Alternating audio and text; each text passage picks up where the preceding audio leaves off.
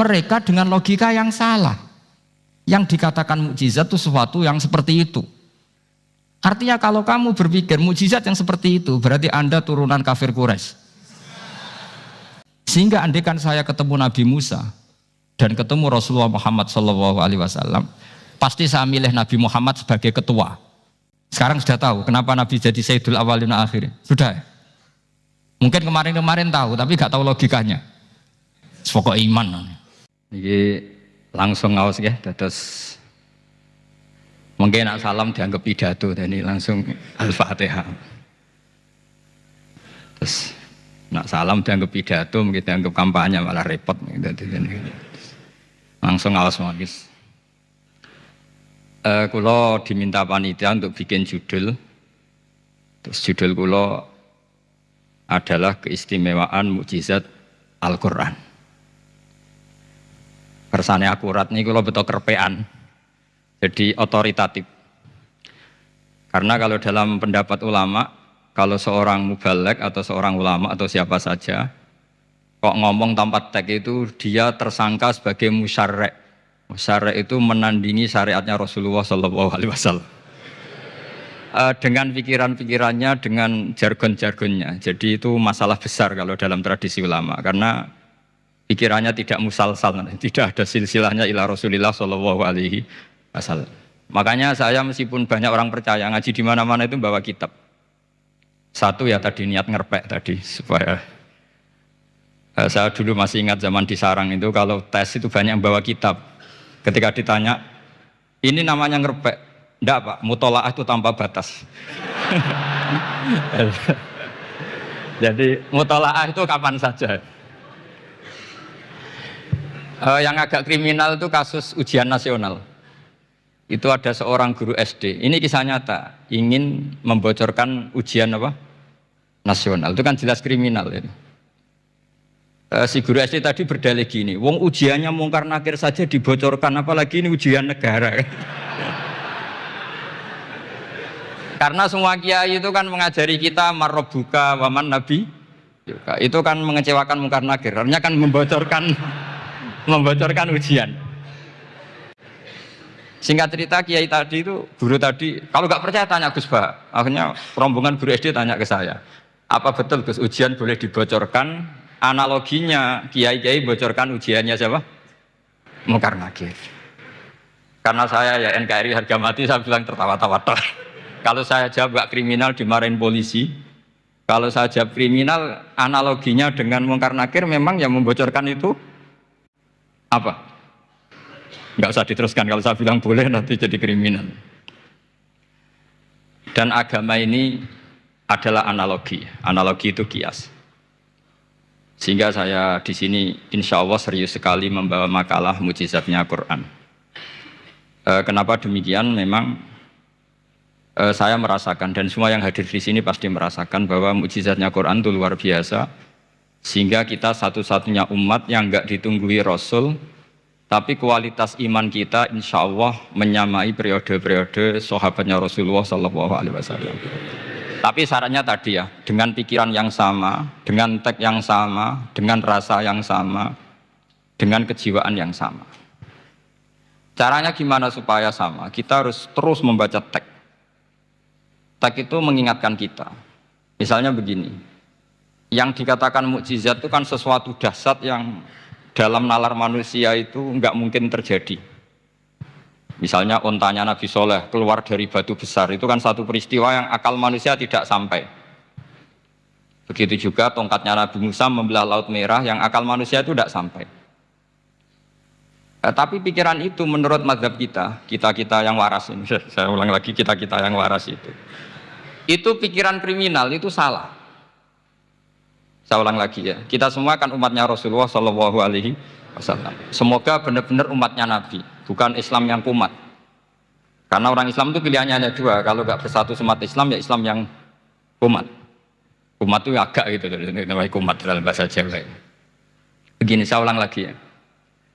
Yang dikatakan mukjizat itu amrun khariqun lil adat, sesuatu yang luar biasa. Kemudian dalam tanda kutip yang manusia itu tidak mampu, sehingga itu dikatakan mukjizat. Seperti tongkat tongkatnya Nabi Musa dan untanya Nabi Nuh yang keluar dari batu apa? Besar. Kalau kalian ingin jadi wali, pikiran seperti itu tidak akan jadi wali. Gagal itu di KPU gagal. Itu. Jadi nggak usah sampai MK, di KPU sudah gagal. Kenapa demikian? Pertanyaannya begini.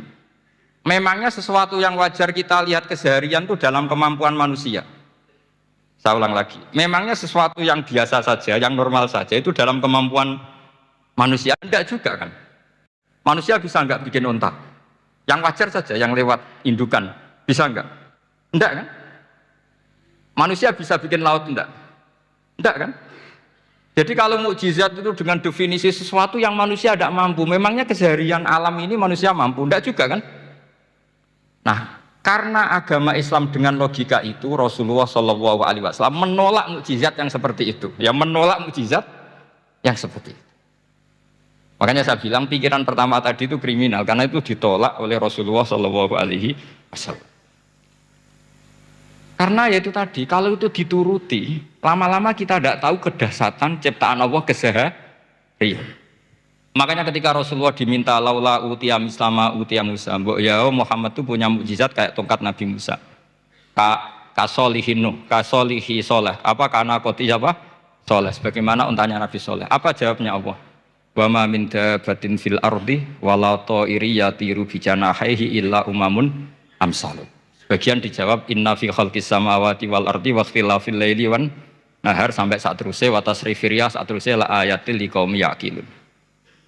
Karena logika yang terbangun begini, dan ini saya ulang lagi, ini syarat utama jadi wali. Ini masih satu poin.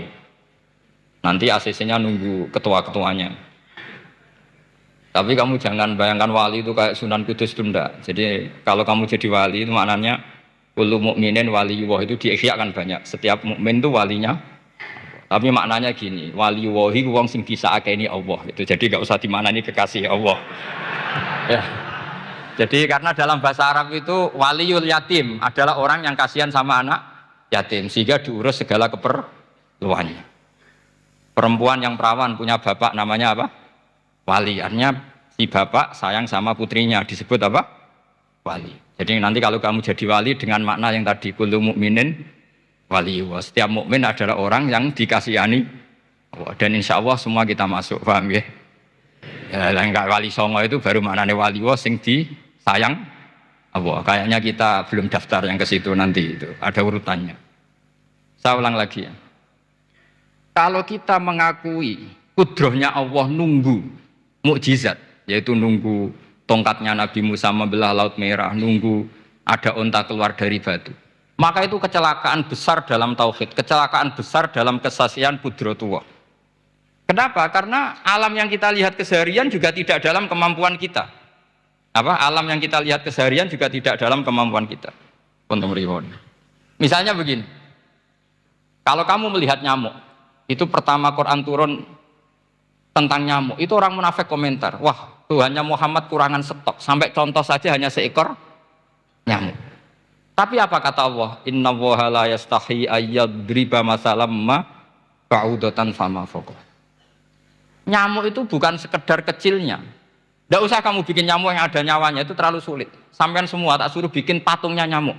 Gampang mana bikin patung nyamuk sama gajah? Tidak usah dikasih nyawa. Terus cari tatahnya itu dari mana? Orang Jepara pun tidak akan bisa. Belum nanti bentuk alat kelaminnya.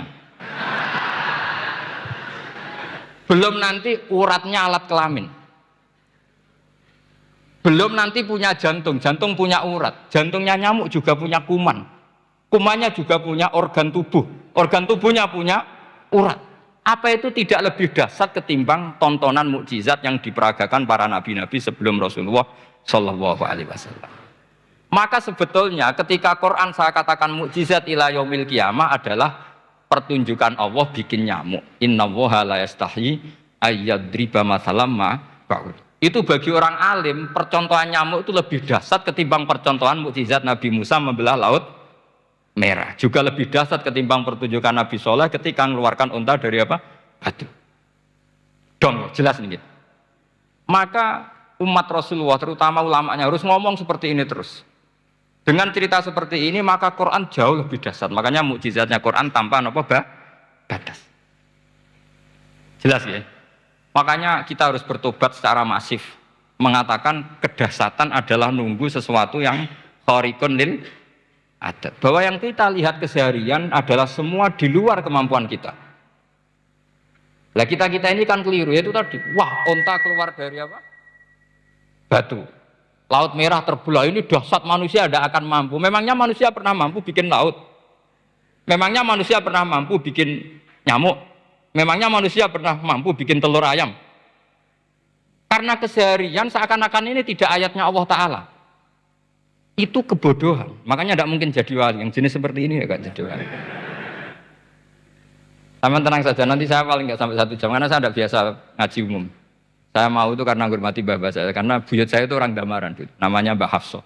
Hafsah binti Maksum bin Soleh bin Asnawi Sepuh. Jadi saya ini ya turunan asli orang Kudus. Jadi saya datang tidak dalam rangka hormat jenengan, hormat bapak saya sendiri sebetulnya.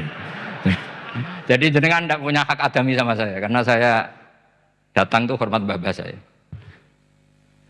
Tapi saya ingin melatih iman yang benar. Saya ulang lagi, saya ingin melatih iman yang benar karena ini penting. Sehingga Allah cara menjelaskan iman itu aja inna fi khalqis samawati wal ardi. Kamu lihat saja langit dan bumi. Seterusnya sampai waqtil laili wan nahar sampai wal fulkil lati tajri fil bahri, terus sampai wa tasrifir riyah. Ini semua tontonan yang kita lihat semuanya di luar kemampuan kita. Itu tadi contoh paling gampang nyamuk. Kayak apa? Apapun profesornya seseorang, apa bisa bikin nyamuk? Tidak usah yang bernyawa, patungnya saja. Coba nyamuk itu punya organ tubuh enggak? Punya. Organnya ada kumannya enggak? Ada. Alat kelaminnya ada bolongannya enggak kira-kira? Ada. Kayak apa sulitnya? Jadi andaikan saya ke umatnya Nabi Musa terus bengkei lah sama Nabi Musa. Ini gue, Nabi Musa keren, punya tongkat. Saya akan bilang Rasulullah lebih keren karena punya Quran. Nah di sini makna kenapa mukjizatnya Quran dikatakan afdolul mukjizat. Mukjizat paling keren, paling hebat. Karena menjadikan manusia punya nalar yang lebih objektif. Artinya lebih objektif, kenapa kita hanya kagum dengan sesuatu yang dahsyat? Dengan alasan kita tidak mampu. Memangnya dengan hal-hal yang keseharian kita mampu? Tidak juga kan? Jelas ya? Bon, bener nih ya? Bon bener di mana ini? Bon gini malam selai didandani bareng-bareng. Bon bener ya?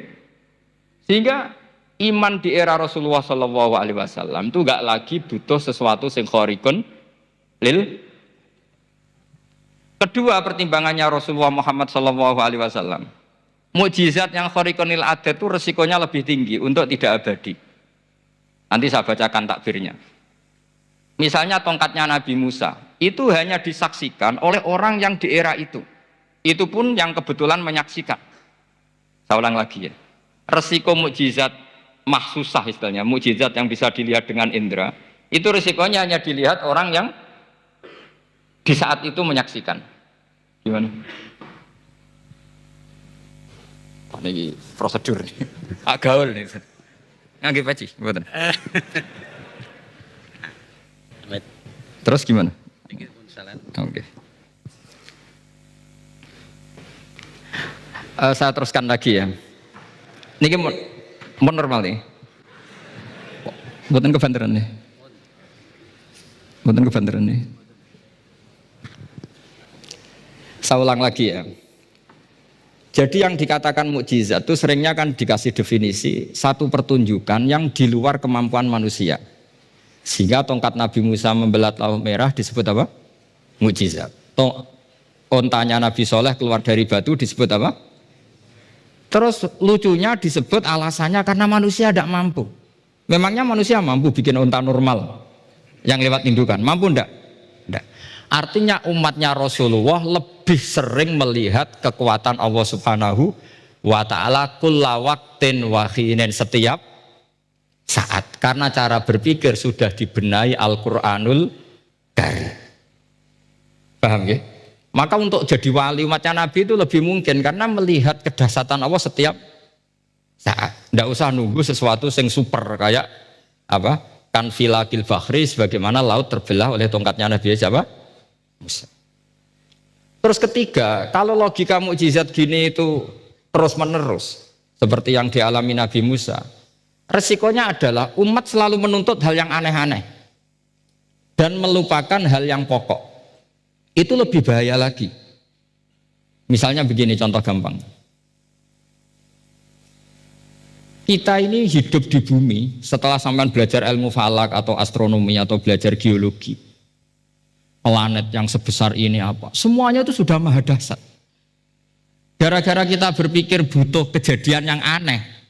Ya gara-gara ingin kejadian yang aneh. Mungkin lama-lama Anda ingin cari model hewan yang kepalanya itu di pantat. Baru percaya kudrahnya Allah. Lama-lama kamu jadi dukun.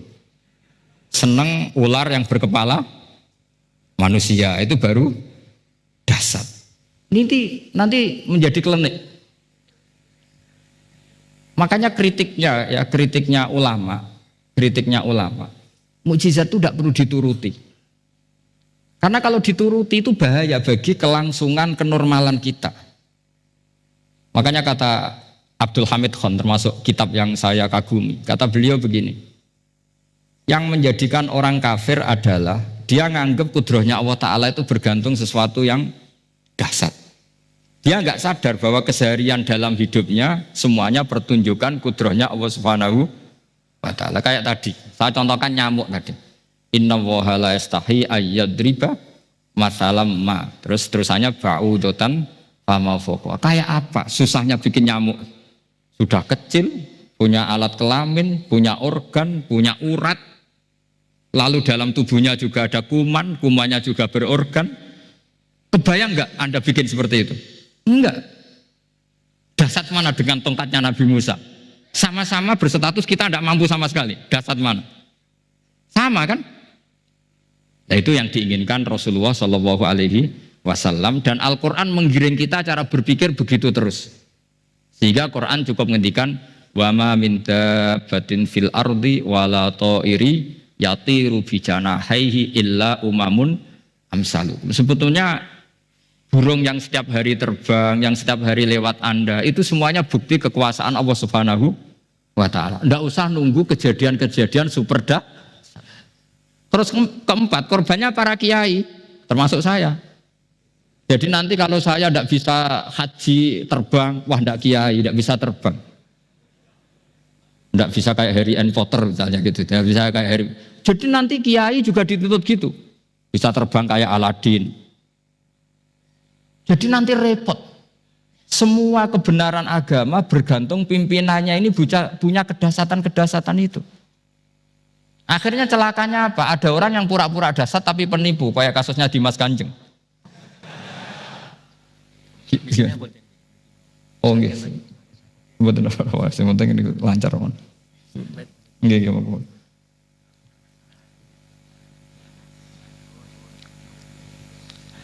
Jadi makanya nanti itu saya akan memberi penjelasan tentang apa? Mukjizatnya Al-Qur'an, kenapa disebut mukjizat paling apa dahsyat. Ini saya bacakan tag pokoknya ya supaya sampean tahu. Ini tabaruk sama Imam Bukhari ya. Redaksi yang diriwayatkan Imam Bukhari, qala Nabi sallallahu alaihi wasallam, ini ikut kitab Fadhailil Quran. Ma minal anbiya'i nabiyyun illa u'tiya minal ayat ma misluhu amana alaihil bashar. Wa inna ma kana alladhi utituhu wahyan awhahu wa ilayya fa arju an akuna aktsarahum tabi'an yaumal qiyamah. Jadi semua nabi punya mukjizat, yang lewat mukjizat itu orang dipaksa iman. Karena dahsyat tadi. Saking dahsyatnya terus cocok tidak cocok itu percaya. Tapi kata Rasulullah, mukjizat saya itu berupa wahyu, yaitu Al-Qur'an, dan saya berharap dengan mukjizat itu saya adalah nabi paling banyak pengaruhnya yaumal qiyamah. Maknanya paling banyak orang yang iman. Terus di sini dikomentari oleh sarehnya ya, oleh penyarahnya yaitu Ibnu Hajar Al-Asqalani. Ya saya baca Arabnya saja. Sama harus pura-pura paham jadi keren. Jangan minta saya terjemah nanti harus pura-pura paham. Bagus kok, mantas sabah bi qaumin fa wa minhum. Jadi bergaya orang kaya ya dikira apa? Kaya. Bergaya ulama ya dikira apa? Ulama. Nanti bergaya wali juga dikira wali. Saya baca ya, ini luar biasa menurut saya. Al makna annal mu'jizati al madiyata kanat khisyatan tusyahadu bil absor kana qoti soleh wa asa Musa. Wa mu'jizatul Qur'ani tusyahadu bil basirah. Jadi kayak tadi, kedahsyatan tongkat Musa itu karena apa? Laut kok bisa dibelah sebuah tongkat. Itu aneh. Kalau maknanya aneh adalah di luar kemampuan manusia, nyamuk lebih aneh. Kayak apa susahnya bikin organ apa? Nyamuk yang sekecil itu. Artinya bedanya apa? Tongkatnya Nabi Musa dengan pertunjukan nyamuk yang sama-sama mengarah satu titik, yaitu mengakui absolutisme kudrahnya Allah Subhanahu. Sama enggak? Sama. Sehingga umatnya Rasulullah tidak perlu ditunggoni mukjizat simsalabim. Cukup penalaran akal. Ini namanya basirah apa? Basirah. Nggak jelas ya? Mohon sampean ra usah kepen roh tongkatnya Nabi Musa tuh. Cekap melihat apa? Nyamuk. Ya sudah bagus, sudah maju, sudah keren. Ya jelas ya. Li'annal ladzi yusyahadu bi ainir ra'si yang qaridu binkiradi musyahidihi walladzi yusyahadu bi ainil aqli baqin yusyahiduhu kullu man jaa ba'dal awali mustamirron. Sesuatu yang dipertontonkan lewat sesuatu yang fisik kayak tongkat Nabi Musa, itu yang percaya langsung tentu yang melihat. Setelah itu ada yang percaya, ada yang enggak. Bisa saja itu hoax, bisa saja macam-macam. Tentu yang enggak percaya tentu salah, ya kita sepakat. Tapi tetap saja yang enggak menyaksikan itu bisa saja enggak percaya. Paham ya? Tapi logika kedahsyatan nyamuk, siapapun yang punya nalar percaya. Artinya giringan Al-Quran untuk melihat mukjizat itu kedahsyatan Allah bikin nyamuk itu abadi ila yaumil kiamah. Dan siapapun yang waras akan ikrar dan tetap menyaksikan. Karena insya Allah ada nyamuk terus ila yaumil kiamah. Itu kan teman tidur kita, paham? Makanya kamu kompromi dengan nyamuk. Sekali-kali jangan dicablek. Ini ayatnya Allah. Ya bila perlu dicium, dielus-elus gitu. Karena saya yakin yang hadir di sini andekan melihat tongkatnya Nabi Musa kira-kira dilus-lus enggak? Kira-kira? Andekan loh, kamu punya kesempatan melihat tongkatnya Nabi Musa, gimana? Dilus-lus, dikai mori, dikai kembang 7 taman, ya gitu. Tapi kenapa nyamuk enggak kamu begitukan? Oh sama-sama ini ayatnya Allah yang luar biasa. Makanya ini ngaji di sini saya ulang lagi, sama ndak perlu merasa punya hak adami sama saya, karena saya memang buyut saya kandung itu orang Gamaran, namanya Mbah Hafsah. Hafsah itu binti Maksum bin Soleh bin Asnawi Sepuh. Jadi saya ini termasuk turunan beliau yang keluar dari Kudus di Rembang. Karena mbah saya kandung itu sepupunya Mbah Sahal, ya sama Mbah Sahal, ibunya Badiah ya putrinya Mbah Hafsah ini. Kalau ibu saya namanya Sofiyah, ya putrinya Mbah Hafsah ini. Jadi kenapa saya cerita ini, ya memang Quran sudah terang-terangan ngendikan dzurriyatam ba'duha apa mimba. Jadi kekuatan dzurriyah itu luar biasa. Jadi kita menjaga harkat dan martabat para leluhur supaya ilmu ini terjaga. Jangan marisi gayane tok, bae alim terus putune pedita-pediti gak alim terus gak keren, menurut saya itu malu gitu. Jadi marisi itu ya kalau putunya orang alim ya alimnya, jangan marisi mulyane. Orang alim terus mulya tok gelem dicucup itu gak keren menurut saya. Niru alimnya dulu baru sama-sama dicucup itu baru betul, paham ya? Jadi ada aturannya lah. Saya teruskan. Sehingga Quran kalau menggiring mukjizat, ketika Rasulullah SAW dituntut kafir Mekah, kita tahu kan mereka nuntut apa misalnya? Lan nu'mina laka hatta tafjura lana minal ardi napa yam bu'a au takuna laka jannatum min nakhili wa inabin fatufajjiral anhara khilalaha napa tafsira au tusqitas samaa kama za'amta alaina kisafan au ta'tiya billahi wal malaikati qabila au yakuna laka baitum min zuhrufin au tarqa sama. Masih mereka bilang gini, walan nu'mina liruqiyika hatta tunazzila alaina kitaban naqra'u. Mereka nuntut tuh, Muhammad saya percaya kamu rasul, tapi syaratnya Mekah yang tandus sulap jadi kota yang subur makmur, menjadi jannat subur makmur. Atau begini saja Muhammad, kalau kamu gelo sama saya mangkel karena kita ada iman, turunkan saja azab. Kisafam minas sama, turunkan saja azab. Atau begini Muhammad, kamu kan bilang utusan Allah, kamu datang saja bersama Allah digandeng gitu. digandeng, terus sama Allah diangkat tangan kamu, dimaklumatkan kalau kamu rasulnya. Au ta'tiya billahi wal malaikati qabila. Karena mereka dengan logika yang salah. Yang dikatakan mukjizat itu sesuatu yang seperti itu. Artinya kalau kamu berpikir mukjizat yang seperti itu, berarti Anda turunan kafir Quraisy. Anda turunan apa? Kafir Quraisy. Maka gak boleh berpikir mukjizat seperti itu. Nyatanya Allah cukup menjawab dengan ayat wa ma min dabatin fil ardi wala ta'iri yatiru bi janahihi illa umamun amsalukum. Dijawab lagi inna fi khalqis samawati wal ardi waqtilafil laili wan nahar wal fulkil lati tajri fil bahr sak teruse la ayatil liqaumi yakin. Semudah itu kita iman kedahsyatan kudrahnya Allah. Cukup melihat kerbau. Kok bisa ya jaga populasinya? Padahal tidak pernah dia seminar cara jaga populasi. Nyatanya tetap terjaga. Tanpa lamaran ya bisa jaga keturunannya. Tanpa sesar ya anaknya lancar. Tanpa sesar kan? Artinya mereka bisa. Karena di sini ada kudratullah. Ada apa? Ada kudratullah. Nah kalau iman seperti itu, Anda baru betul. Yaitu yang disebut Allah, ya tanazzalul amru bainahunna li ta'lamu annallaha ala kulli syai'in qadir wa annallaha qad ahata bi kulli syai'in ilma. Semua urusan di alam raya ini hanya Allah ingin mempertontonkan bahwa saya kuasa. Jadi tidak perlu nunggu yang aneh-aneh.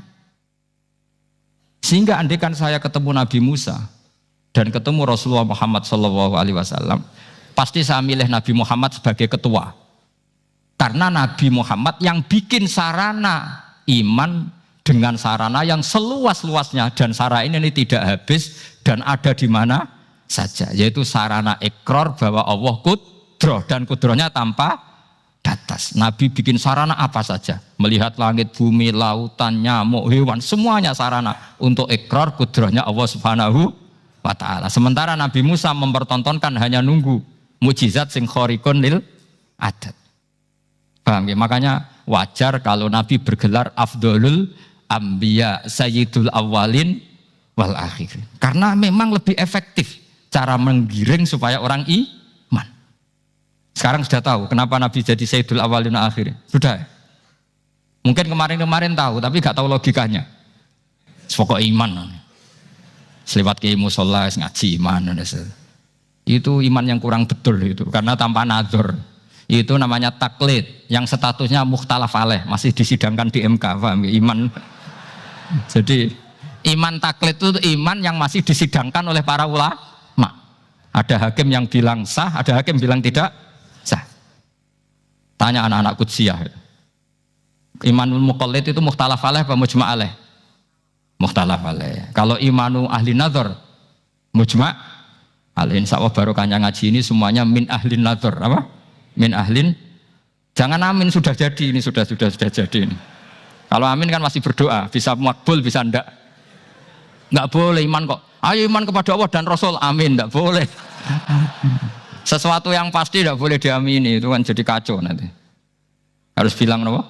Sami'na wa ta'na. Nanti lama-lama kamu disuruh Allah, ayo sholat, amin. Ndak boleh, jadi amin itu ada itu. Ada aturannya. Tapi bukan berarti saya nyalahkan jenengan, enggak. Ya memang salah gitu. Jadi kan. Ya enggak usah disayang, memang statusnya salah. Gitu. Ya saya ulang lagi ya. Berarti Rasulullah adalah Rasul yang sukses membuat sarana orang kembali ke Allah, mengakui kudrohnya Allah dengan sarana apa saja. Melihat rumput, melihat hewan, dan hewan itu ya apa saja. Dabah itu apa saja. Hewan yang melata di bumi apa saja, semua bukti kudrohnya Allah.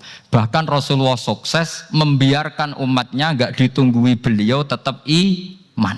Mergo ditunggui konsep sing super, ngene kok Al-Qur'anul Karim. Jelas ya? Tapi caranya memahami ya seperti yang saya terangkan ini.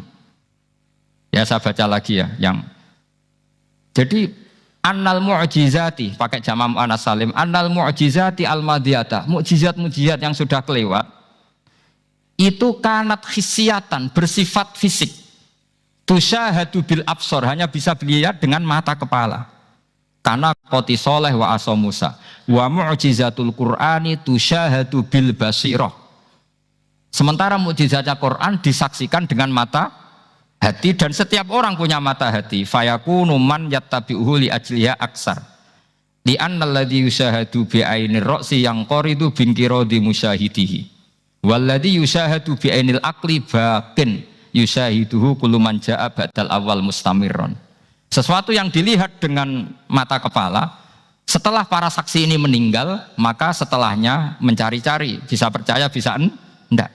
Tapi mukjizat yang disaksikan mata hati, siapapun percaya dan sampai ila yaumil kiamat. Dan tentu Quran lebih unggul dalam hal ini. Dan insya Allah kita semua adalah ahli Quran.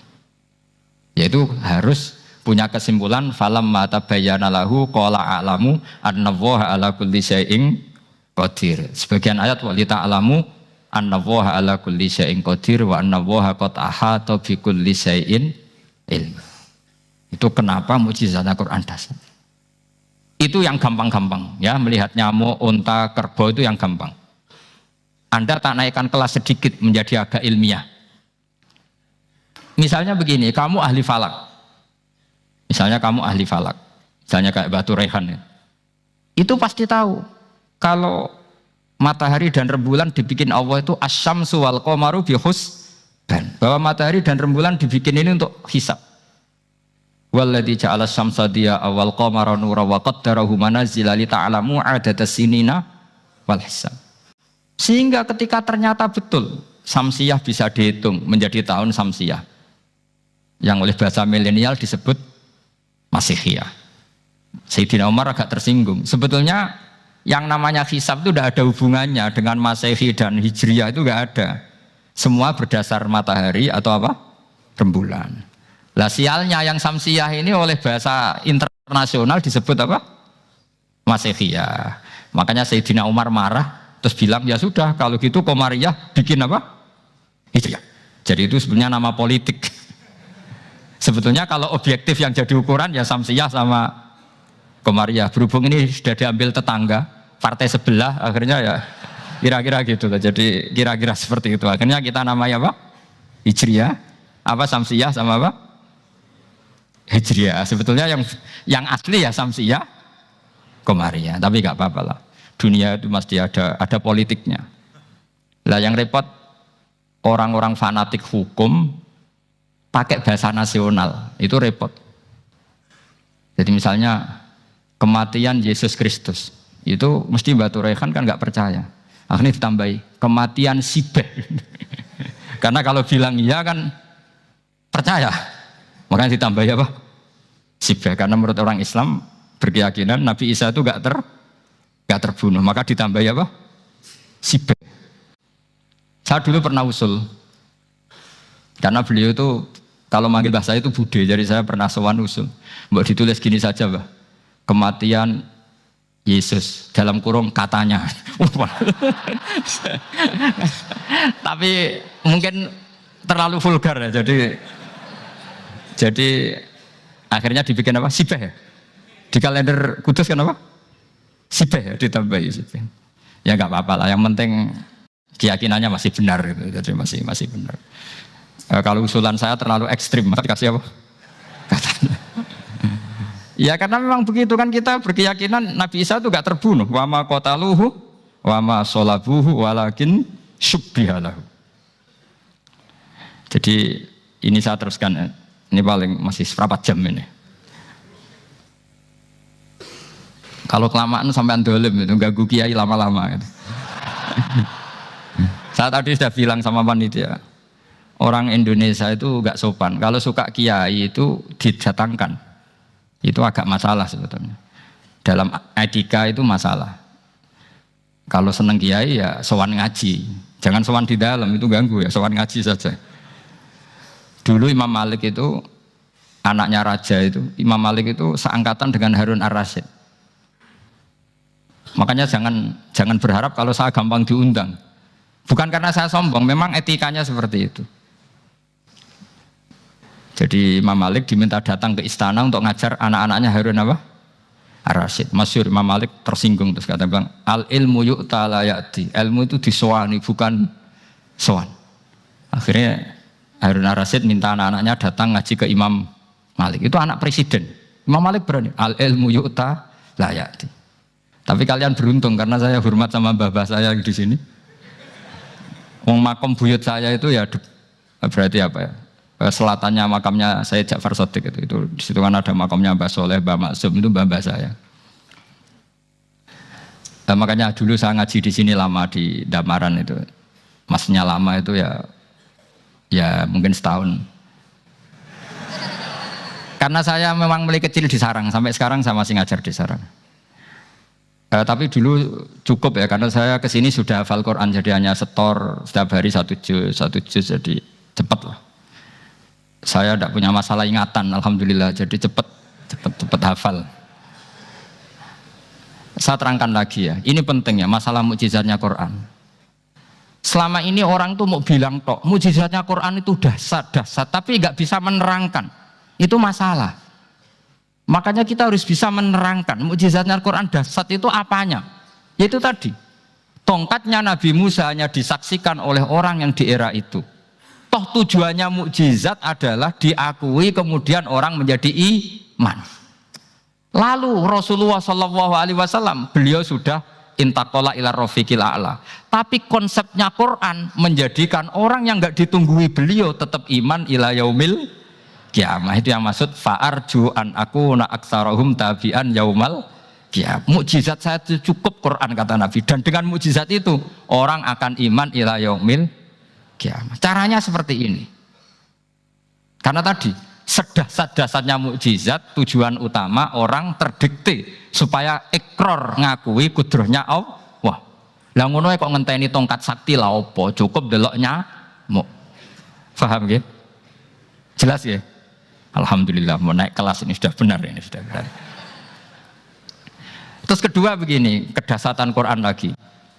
Quran itu bisa merunut, mentartibkan logika. Bahkan logika ini logika yang universal. Siapa saja merasakan logika itu. Misalnya begini. Dulu orang kafir itu punya Tuhan banyak. Tentu yang dipertuhankan ya mana? Yang dipertuhankan itu banyak.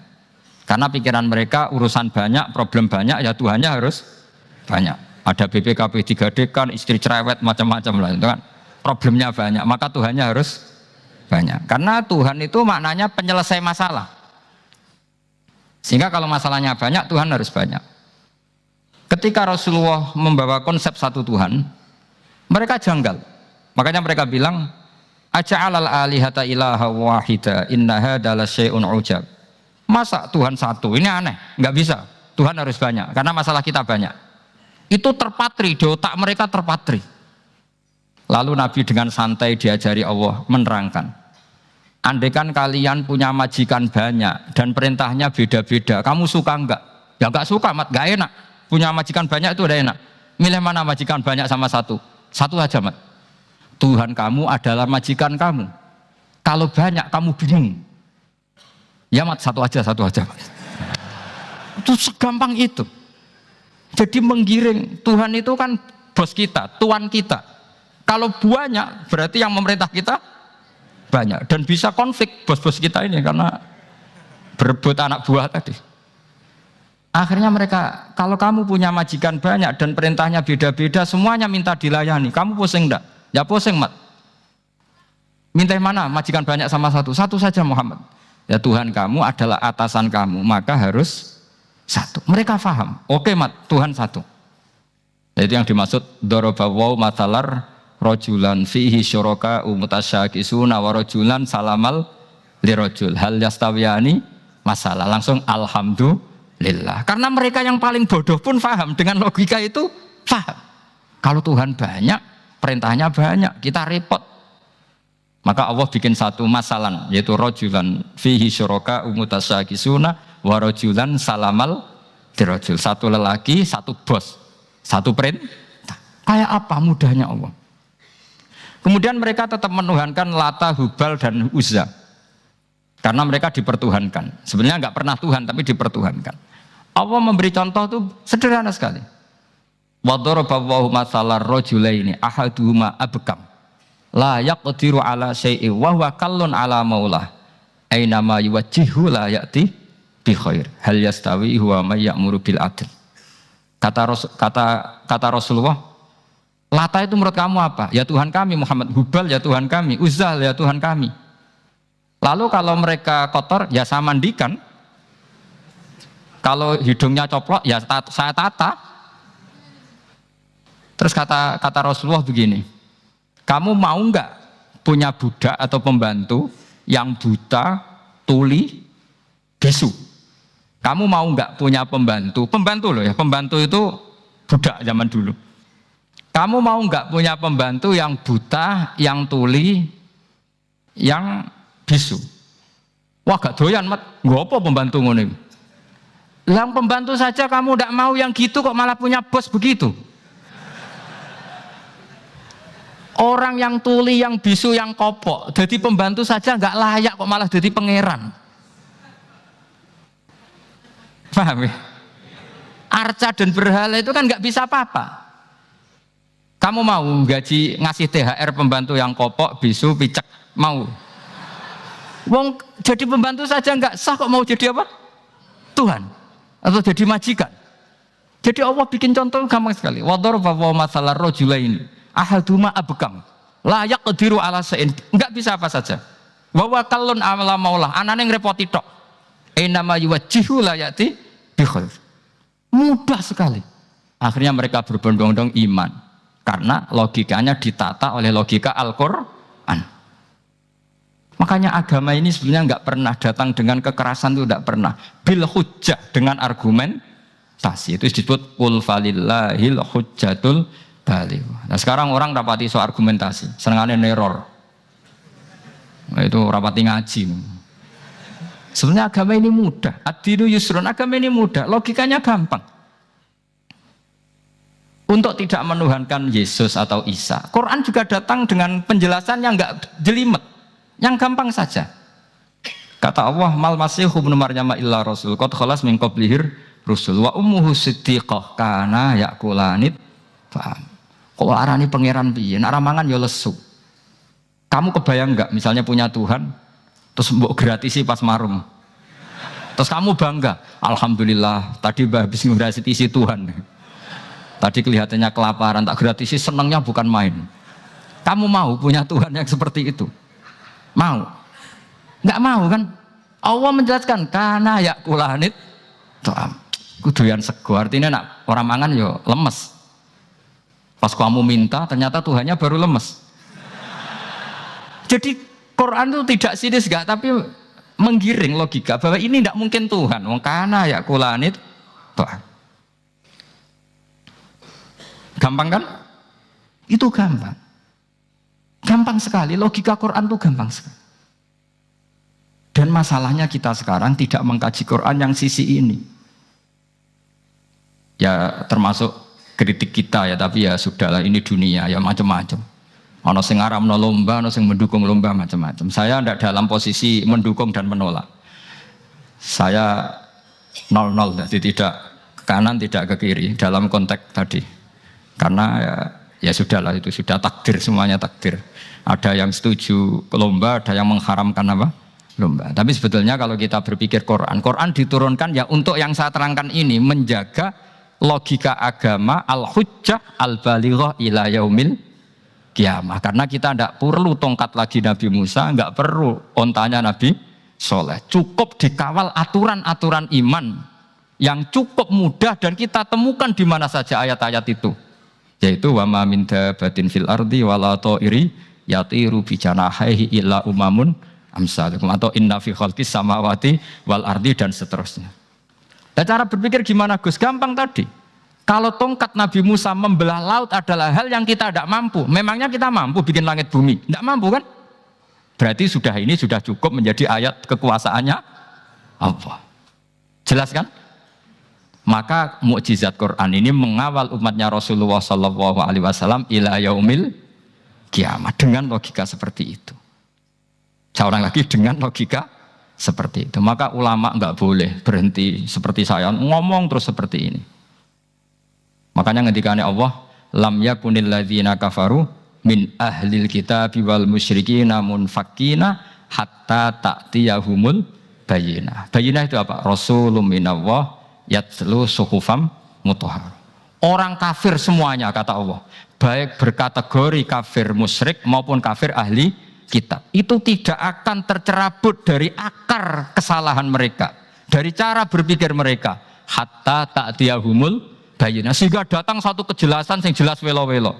Itu apa? Rasulun minallah yatlu suhufam mutahhar, yaitu rasulnya Allah yang membaca sahifah-sahifah suci, maknanya Al-Qur'an. Untuk menafikan ketuhanan berhala, ketuhanan Yesus, kita cukup dengan konsep Quran. Kayak tadi kana yakulanit, termasuk untuk menafikan Tuhan balita, paham ya? Tuhan apa? Fir'aun. Ini contoh terakhir. Sampai siap-siap saja selesai. Karena saya memang mau selesai ini, bukan guyon, memang mau selesai. Karena menurut saya mukjizatnya Quran itu jelas. Jadi diterangkan seperempat jam ya jelas, 10 menit ya jelas. Kalau kamu butuh lama, berarti kamu menyaksikan kejelasan Al-Quran. Dan itu kriminal besar itu. Kalau nggak boleh dibahasakan murtad besar, ya kriminal apa besar. Nggak, ini nggak guyon, betul itu. Saya tadi mau nyontohkan apa tadi? Tuhan balita ya. Fir'aun itu berdebat sama Nabi Musa. Singkat debat begini. Kalau nggak salah di J19, kalau nggak salah di surat Syu'ara. Dicari sendirilah.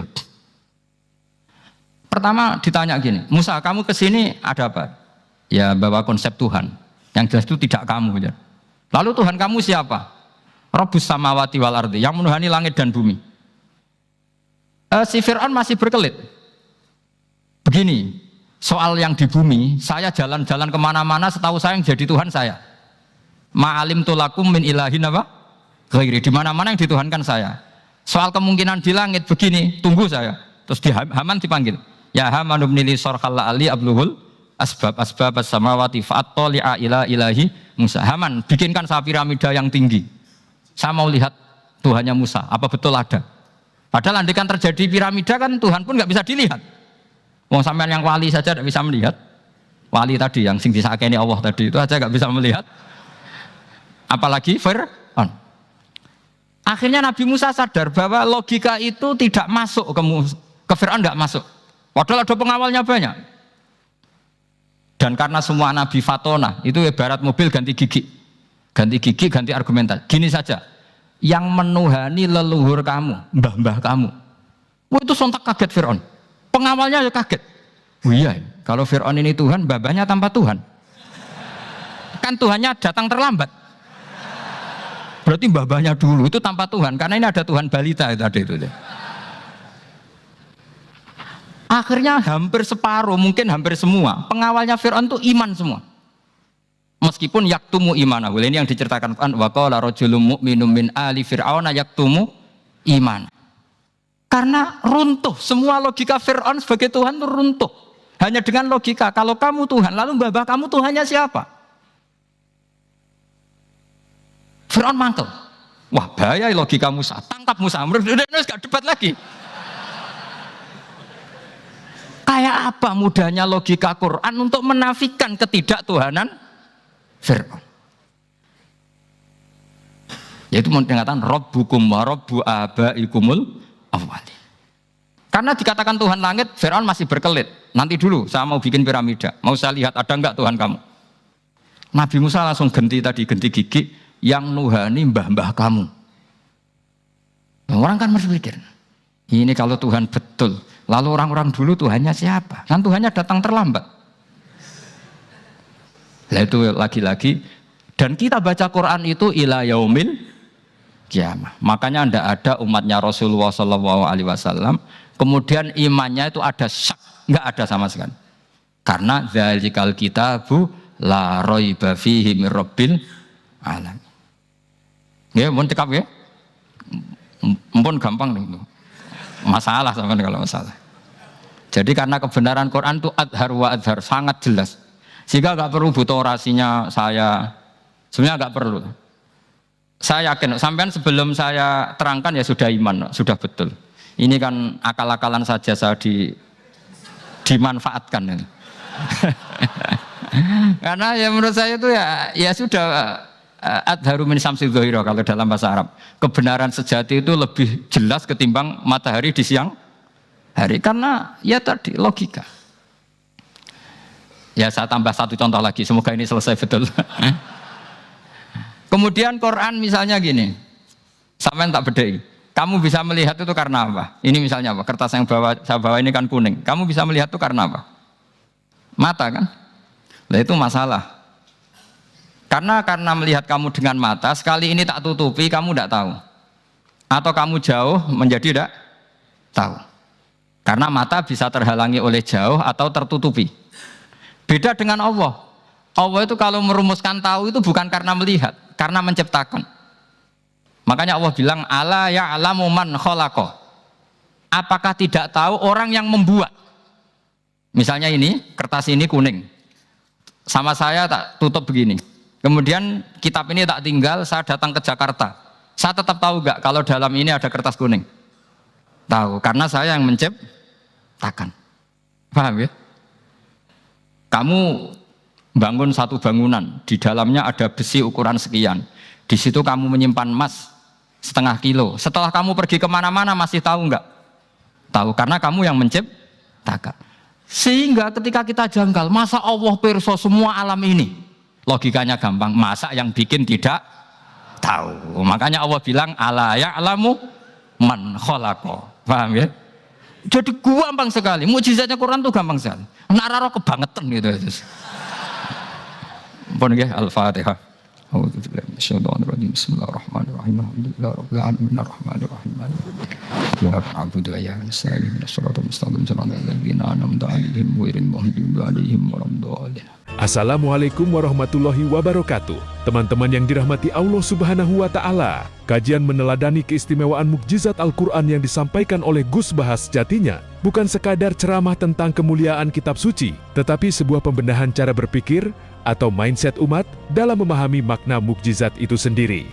Kajian ini membongkar kesalahan logika yang sudah lama bercokol dalam benak sebagian kaum muslimin, bahwa mukjizat selalu identik dengan kejadian spektakuler, aneh, dan di luar kebiasaan alam. Padahal, menurut penjelasan beliau, justru disitulah letak kekeliruan besar dalam memahami mukjizat Al-Quran. Berikut ini adalah rangkuman lengkap permasalahan yang dibahas, agar kita dapat menangkap alur pemikiran beliau secara utuh. Kajian dimulai dengan kritik terhadap definisi mukjizat yang umum beredar di tengah umat.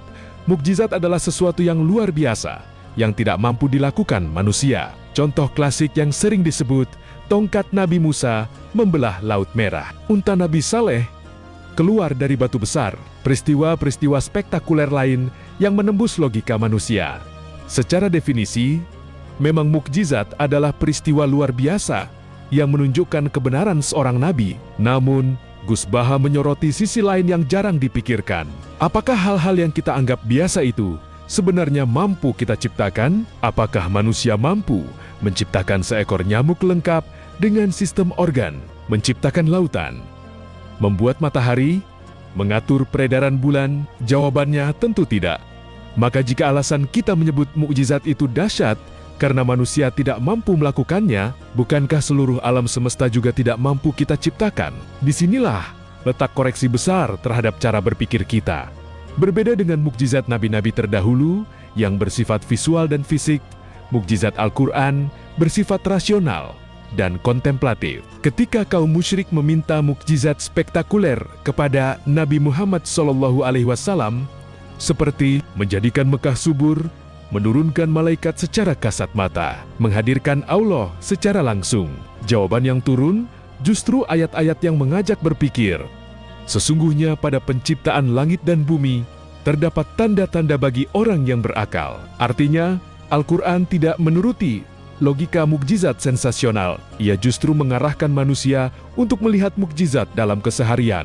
Contoh yang diangkat dalam kajian, nyamuk, burung yang terbang, planet yang beredar, sistem reproduksi hewan. Semua itu adalah mukjizat permanen. Di sini dijelaskan perbedaan mendasar. Mukjizat fisik nabi-nabi terdahulu disaksikan oleh generasi tertentu saja, terbatas ruang dan waktu. Setelah saksi meninggal, tinggal cerita, bisa diragukan generasi berikutnya. Mukjizat Al-Quran berlaku sepanjang zaman. bisa dikaji siapa saja, menggunakan nalar, bukan sekadar mata kepala, tidak habis hingga hari kiamat. Inilah makna hadis Nabi yang menjelaskan bahwa mukjizat beliau adalah wahyu, dan beliau berharap menjadi nabi dengan pengikut terbanyak di hari kiamat. Mukjizat Al-Quran bersifat intelektual dan spiritual, bukan pertunjukan sesaat.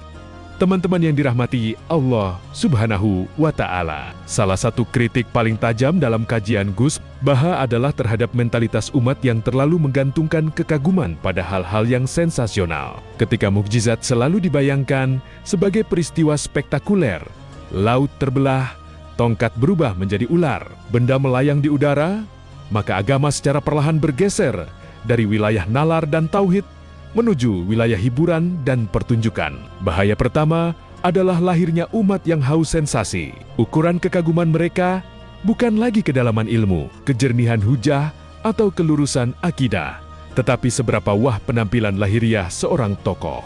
Jika tidak ada cerita karomah yang dramatis, tidak ada kisah supranatural, mereka merasa iman kurang greget. Ini berbahaya, karena iman yang dibangun di atas sensasi akan selalu menuntut dosis yang lebih tinggi. Hari ini kagum pada cerita tongkat, besok butuh cerita terbang, lusa butuh kisah menembus alam gaib. Iman berubah menjadi candu keajaiban.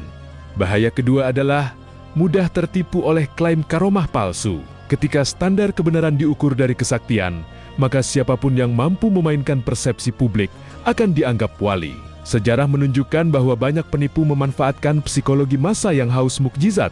Mereka tahu bahwa sebagian orang lebih cepat percaya pada demonstrasi kekuatan daripada argumentasi akal. Padahal kebenaran agama tidak pernah diukur dari kemampuan seseorang melakukan hal ganjil, tetapi dari kesesuaian dengan wahyu dan akal sehat yang dituntun wahyu.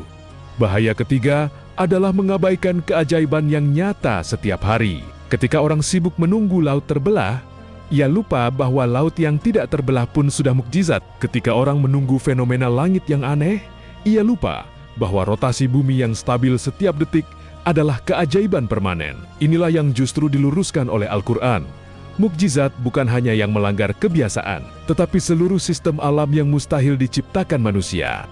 Bahaya keempat, dan ini yang paling serius, adalah rapuhnya tauhid. Jika seseorang meyakini kebenaran agama karena tokohnya bisa melakukan sesuatu yang luar biasa, maka secara tidak sadar, ia telah menggantungkan iman pada makhluk, bukan pada Allah. Ketika tokoh itu wafat, tersandung kasus, atau terbukti keliru, iman pun ikut goyah. Tauhid menjadi personalistik, bukan teosentris.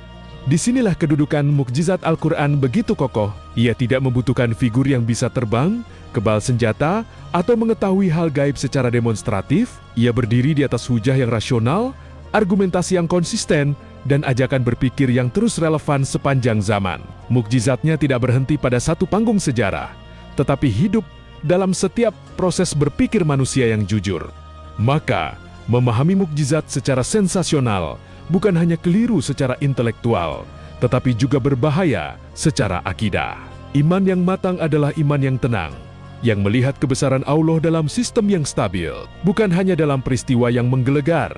Salah satu bagian penting kajian adalah bagaimana Al-Quran membangun logika tauhid secara sederhana, namun menghancurkan kesyirikan.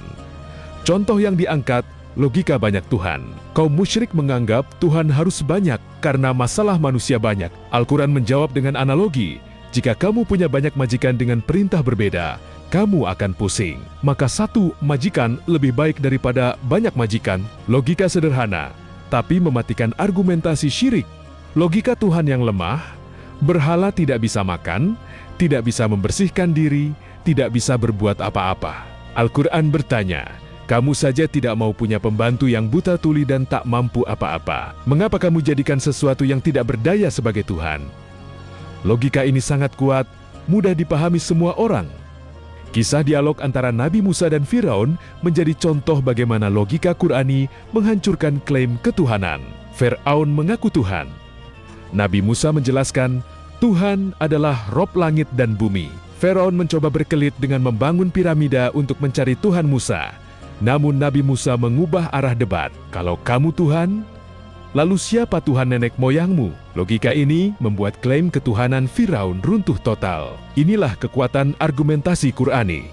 Mukjizat Nabi Musa selesai di masanya. Mukjizat Nabi Saleh selesai di masanya. Namun Al-Quran masih dibaca, masih dikaji, masih menginspirasi, masih menumbuhkan iman. Ia tidak bergantung pada kehadiran fisik Nabi. Ia berdiri sendiri. Inilah sebabnya Nabi Muhammad SAW bergelar Sayyidul Anbiya.